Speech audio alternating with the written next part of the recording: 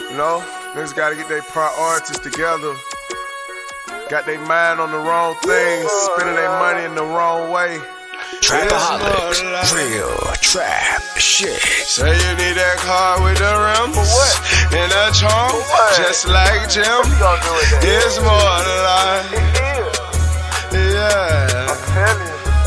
Talk to him. Say you need that LV bag with the belt and the hat. That's all you got though. It's more than life. Yeah. Talk to him. Real. Say you wanna turn up at the club, like some bottles, impress them girls. It's more than life. Fucking everybody. Yeah. Good evening, everyone, and welcome to Saints and Appetizers podcast. And who dat? And I mean that. I say that with a little bit of valor coming from me. And who dat? And who dat could have predicted that the Saints would start the season like this, scoring 91 points, dropping a 40 burger on in the first 2 weeks in their last 3 games, going back even last year against the Falcons. They've scored the most points in the first 2 games of an NFL season.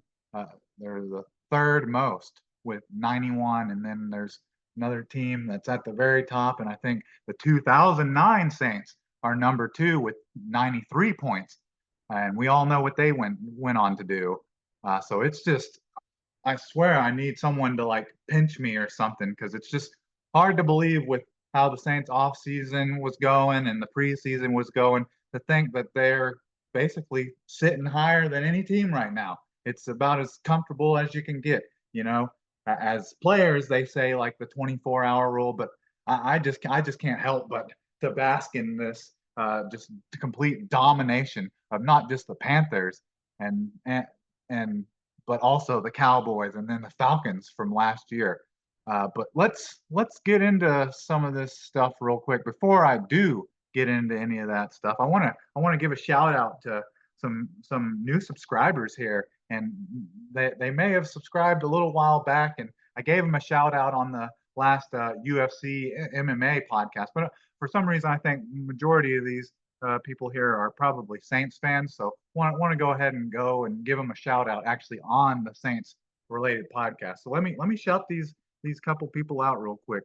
So M. Stanley, I appreciate the shout out. I'm just trying to shout you out again, and I appreciate you subscribing and following and liking what I'm doing. So shout out to M. Stanley, and then Steve Tyson, same thing.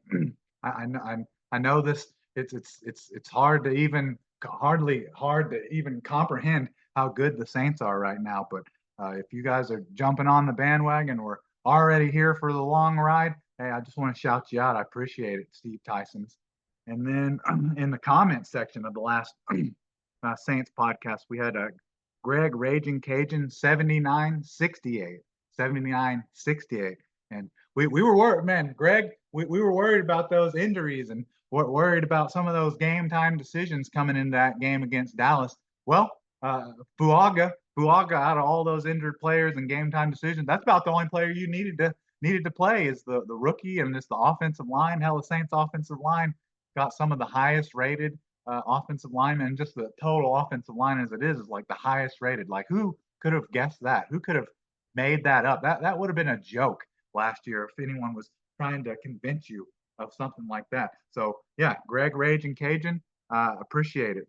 Greg Raging Cajun 7968, Steve Tyson, and M. Stanley. I appreciate the subscriptions, the comments, the likes, and hey, I was just juiced a week ago about getting to 80. You guys are pushing me to 90 real fast. So keep coming with the subscribers and the subscriptions. I'm all for it. That's what keeps me going. It keeps me rolling. And hell, seeing we blowing up a little bit now that the season started and the Saints looking good. I think some of these fans out here probably kind of like the major media. You know, they didn't say crap about the Saints just like 2 weeks ago, even just a week ago after they beat the Carolina Panthers. They weren't saying nothing about the Saints. And then all those power rankings that you were seeing coming out had them like picking in the top 10 and only winning like 4 or 5 games. And now that's completely changed. You're seeing the Saints in the top 10 of power rankings. And just off of the last couple podcasts back where I kind of gave my season prediction, I'm glad I'm not one of those people that thought the Saints were going to be so horrible this year. I can't admit that I was right about them being like this good. I could have never guessed. I couldn't have dreamed or made up them being as good as they are so far through the first 2 weeks. But I thought they were probably just gonna kind of be the same that they've been, win 7, 9 games, and yeah. But I just never could have seen them losing like only winning like 4 or 5 games. They're basically the same team that they've been the last couple of years. Like really, the only things that's changed is Ramczyk out, Bulaga in, Pete Carmichael out, Kubiak in, and I mean, wouldn't I mean, depending on how you're looking at that, most of that would be a positive. Besides, I guess losing Ramczyk, who's probably a Saints Hall of Famer. But besides that, I just didn't see the drop off being uh, as as heavy, as steep as a lot of people were thinking they're going to be. But now they're right at 2-0. Got about with the way the season metrics and playoff metrics. Oh, they got about what about 60% chance of making the playoffs now. And I just want to get into a couple more things before I start getting into these stats and numbers here. I want to get into something else. So, just off of how offensively explosive the Saints have been, they scored uh, on every possession of like their last 16 possessions and scored 7 touchdowns against the. I see one.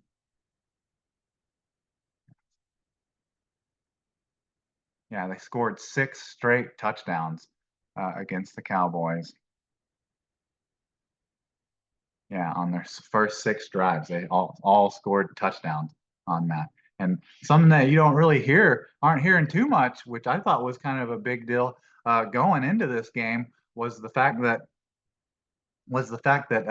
Dallas was going on 16-0. They were about to be 16-0 at their home games, regular season home games. So almost 2 full seasons being undefeated. And you, I mean, they weren't making a huge deal about it, but you heard that statistic, and then the Saints go in there and beat them. And you really hadn't heard anyone bring that up or mention that. But hey, I gotta mention that because that kind of goes back to how the Saints used to be like back in 2009, 2011, when they'd be like unbeaten at home. Win 8 games at home and then only have to win like 1 or 2 games on the road to make the playoffs back then. But yeah, I thought that was a big deal, and it just kind of got swept under the rug with just how ridiculously good I guess the Saints are looking. But let's see. Let's run through these stats real quick. So can I get a menu and just going over some stats here, just for like kind of like just like full. Let's see, like full game metrics. Let's see where we're at here. So off of just the rushing yards, the Saints have been ridiculous. They've have got at least 180 yards rushing the last two games, and I think they maybe had 170 last week, and then had 190 in this game. So they're averaging like 180 yards rushing, but they had 39 carries for 190 yards and 4 touchdowns. Three of those being Alvin Kamara, and then just on total yards, it's 432. The Saints 432 to Dallas's 353. But I mean, Dallas they were staying in the game. They were moving the ball and picking up first downs and getting yards through the air and all that. But the Saints were definitely like that. That was like the definition, like the epitome of a bend but don't break defense. Like that's all they did was just bend, let them get down in there where they can get an easy field goal, but yeah, don't allow a touchdown. And then they were also able to get like two turnovers as well. Like the Saints defense kind of low key kind of played kind of bad, I think, at least. Just with the fact that they uh, allowed like a score on almost every drive that they had. The only ones that they didn't are they allowed one punt by Brian Angerer, and then they had two turnovers. They had the two interceptions, the one by Tyrann Matthews and the one by Paulson Adebo, and then they and then the Cowboys turned it over on downs two times at the end of the game. But yeah, but really early on in the game, just like the Saints, scoring touchdowns on every single one of their drives there. That kind of that that that was a little concerning there because they were moving the ball just as easily, but unlike the Cowboys, they were playing bend but don't break. But besides break and bend and break, they weren't playing that like the Cowboys were. So those are some of those metrics, just the rushing and total yards, and then probably let's see, the penalty yards is probably one of the best improvements from game one to game two. So they had like 10 penalties for like 91 yards in the game against Carolina, but in this game against the Dallas Cowboys, they only had five for 40 yards, and like two of them were for like a legal man downfield. One of them like brought back a touchdown actually from Foster Monroe, called back a Foster Monroe touchdown where he was like wide open in the end zone, and then I think the other two were holding, like just ticky tack holding calls on Paulson Adebo, who I'm glad got an interception later in the game. So those are basically just the team total stats, and then that's a kind of an interesting one. The time of possession between these two teams is almost identical. So the Saints had the ball for 30 minutes and 31 seconds, and Dallas had the ball for 29 seconds, or 20 minutes and 29 seconds. So almost had the ball the exact amount of time, but the Saints scored more than twice as many points. All right, so that's like team like total stats. Going on to like uh, individual stats. So then we have Derek Carr, who I guess you'd say he's in your MVP conversation right now, just with the ridiculous average that he's putting up, his quarterback rating, amount of touchdowns, all that is at like the top of the league right now. I can probably the thing that's not at the top of the league is the yards and the completions, because he's hardly having to complete any throws to get touchdowns and pick up big gains, because in this game, he only threw it 16 times and only completed 11 of them, but it was for 243 yards and two touchdowns. And then he was sacked once, and that's a quarterback rating of 125. And then he threw just a horrible interception towards the end of the game. They were just getting a little too cute and kind of unnecessarily like throwing the ball like on second or I think it was like first or second down. They're throwing the ball when they just need to be running out the clock. So they got a little cute there and threw an interception, but no big deal with that. Derek Carr's putting up numbers, and I think he's got that 2016, 2015, 2016 Oakland Raiders swag back, not Las Vegas Raiders, Oakland Raiders swag, where he was drafted by Dennis Allen. When he came into New Orleans week one and beat the Saints. What was that? They beat them like 29-28 or something. They went for two, so the Saints couldn't just go down and kick a field goal to tie or take the lead. So that's that. That's the passing numbers, and then we have Alvin Kamara, who already had a good game, already had 100 all-purpose yards in the game last week against last week against the Panthers, but ends up going on to have an even better game against the Dallas Cowboys. Like, it's hard to say, but I almost want to say that the Saints put more of a whooping and more of a mollywopping on the Cowboys than they did the Panthers. They scored more points in the first half than they did over the Panthers.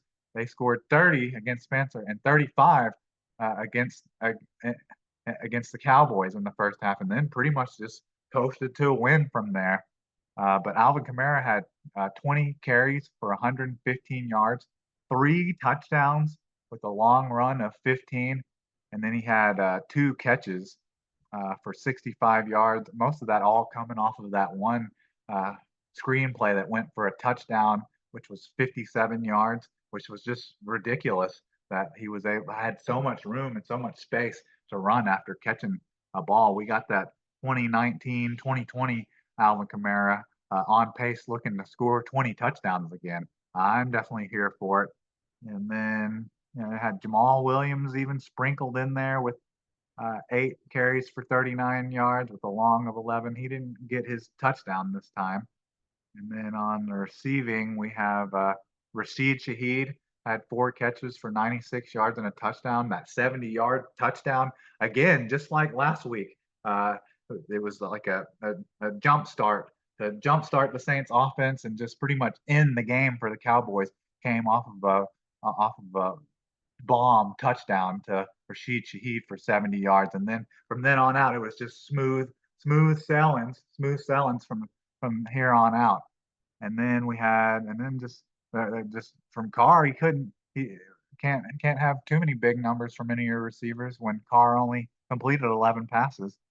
I mean, he only completed passes to Alvin Kamara, Rashid Shaheed, Chris Olave, and then he had one completion for 1 yard to Taysom Hill.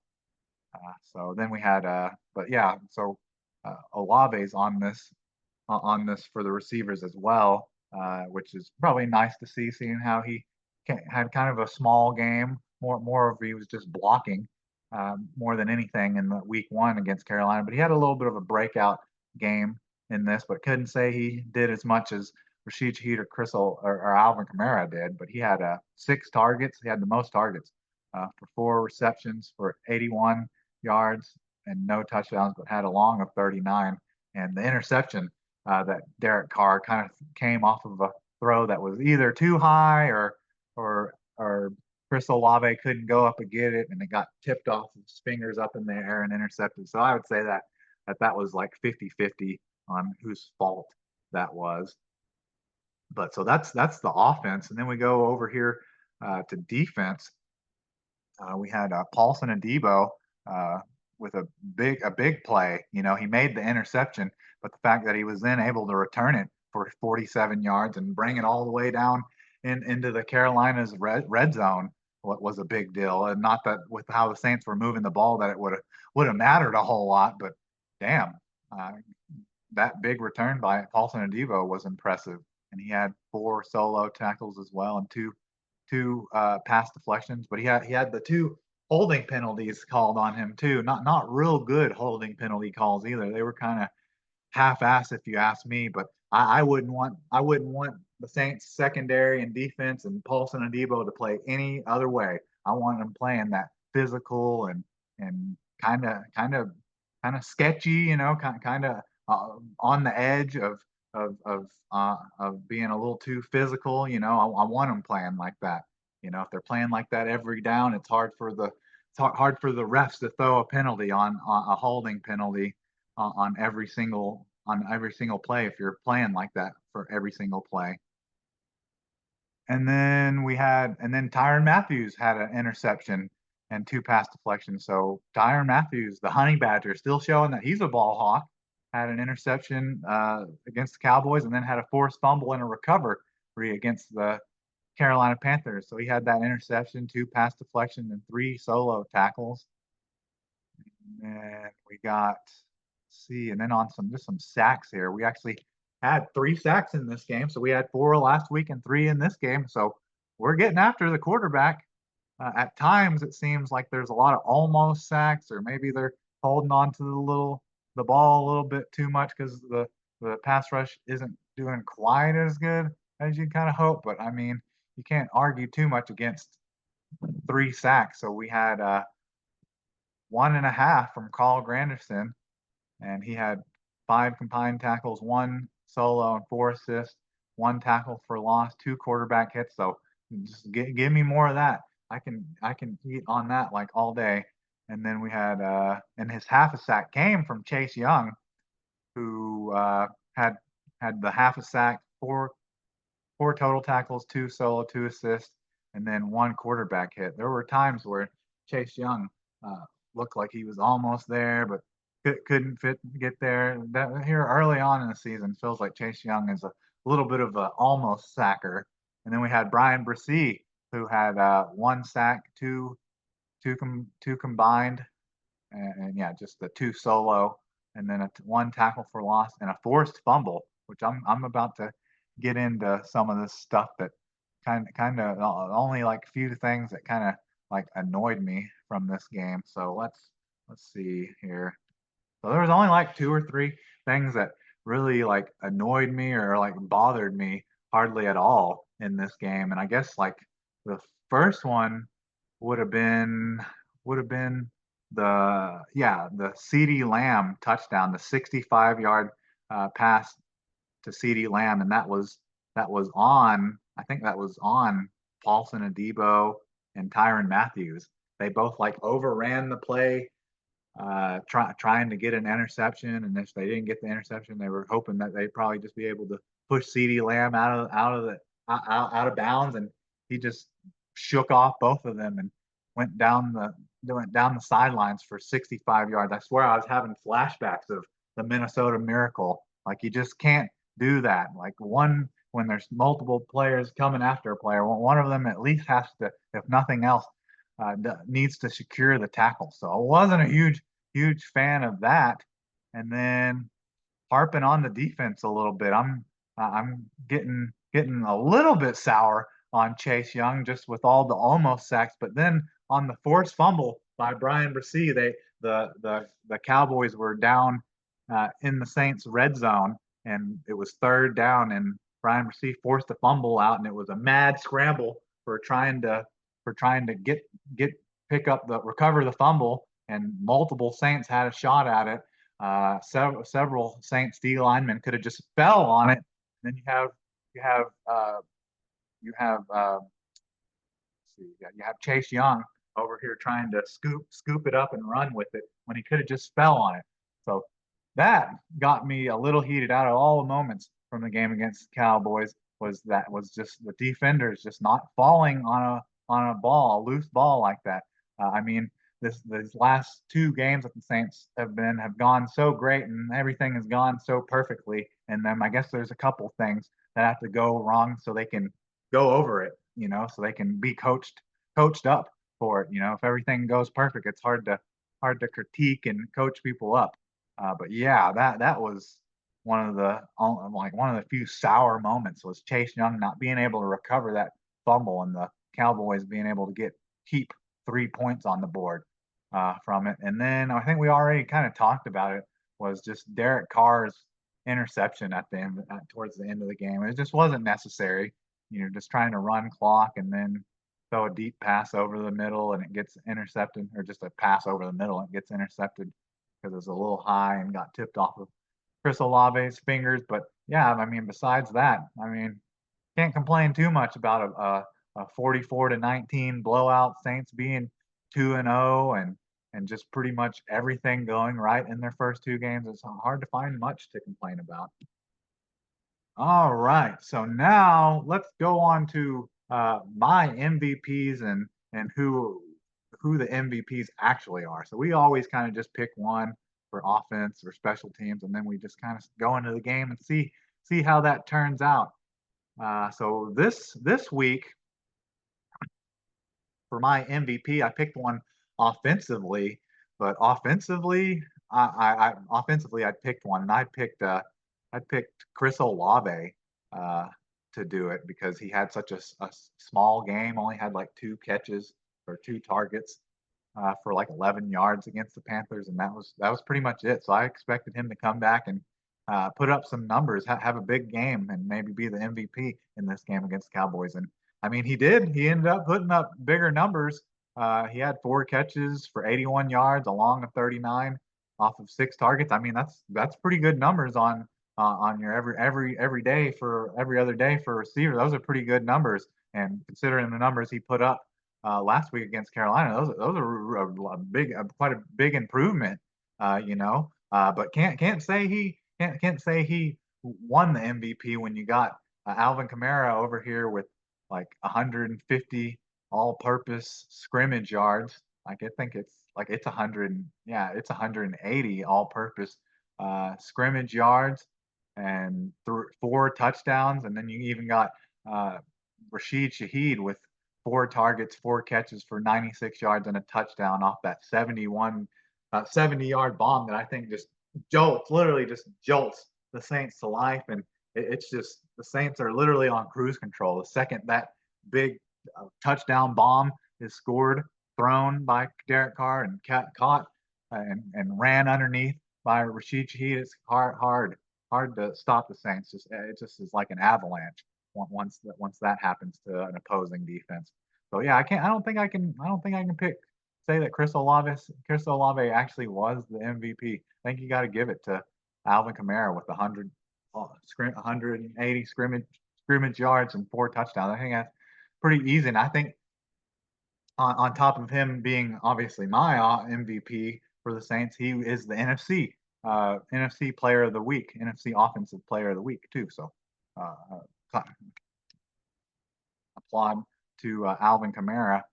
And then I might be going kind of like a little different uh, than what some people might think about like your true MVP. Like these are kind of stats that aren't really metric the same. I guess maybe the players get a pass deflection due to this play.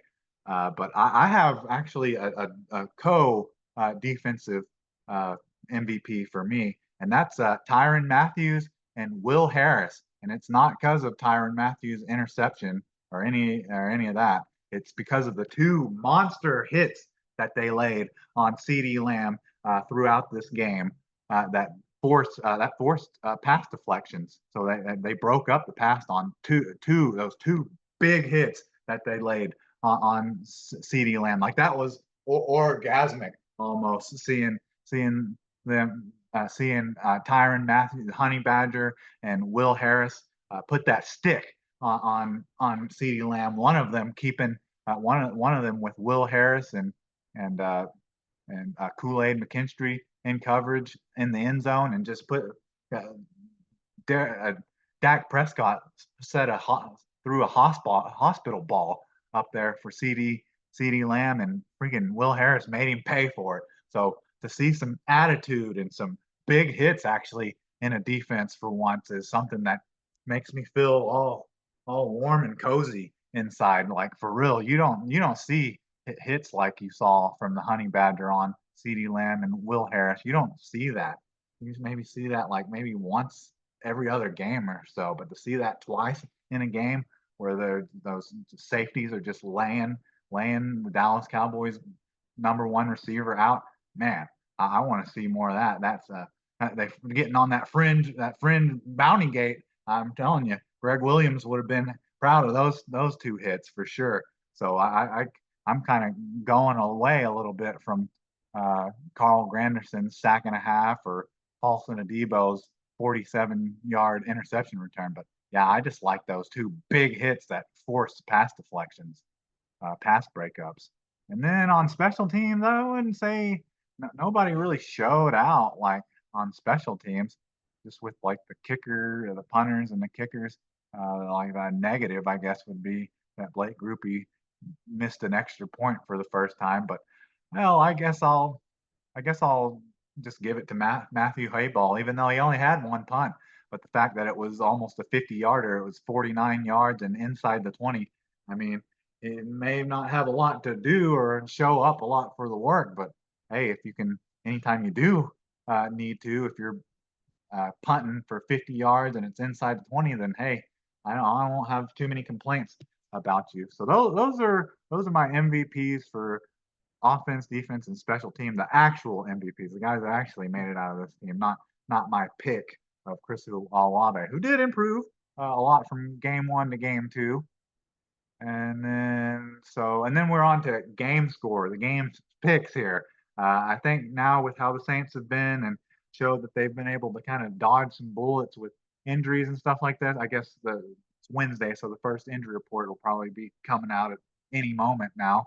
But we'll have to see that. But man, I feel like I'm getting reckless confidence with how the Saints are now. I think it was being kind of reluctant with how the season started, and hey, it's just the Panthers, but still, even after the Panthers are just like, well, maybe the Cowboys are good now that they've secured the highest paid quarterback in Dak, and have secured the second highest paid wide receiver in CeeDee Lamb.